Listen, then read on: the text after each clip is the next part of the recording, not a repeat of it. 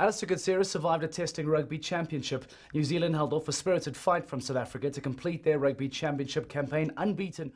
As the saying goes, there are only two coaches in this world, those being hired and those being fired. Allister Coetzee, though, remains in charge of the former two-time world champions after his team came within a point of beating New Zealand. And Talk Radio 702's Mark Lewis believes Coetzee is still the right man for the Springbok job.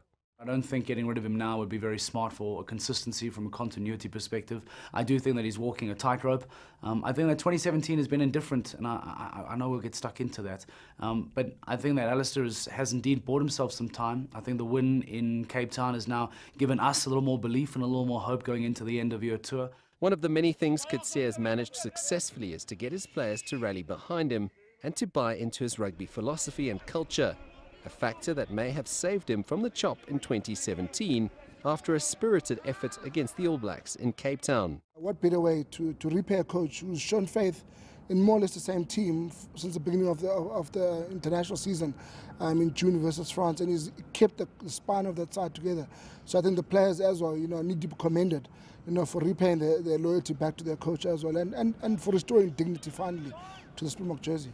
His win ratio this year is 56%, and despite a turbulent tenure, the Springbok coach still receives a pass mark after 5 victories out of 9 tests in 2017, compared to 4 wins out of 12 last year. To beat France the way we did, to play Argentina home and away, to essentially not lose to the Aussies at all, I give it a 6 out of 10. Easy to give them a 5 out of 10. I'd tend to lean more to a 6 out of 10 because of the positive rugby they've played. So maybe 6 out of 10 would be good enough for the Springboks, but still a lot of work to be done. The Springbok coach has managed to survive the Rugby Championship despite 2 draws and 2 defeats to Australia and New Zealand respectively.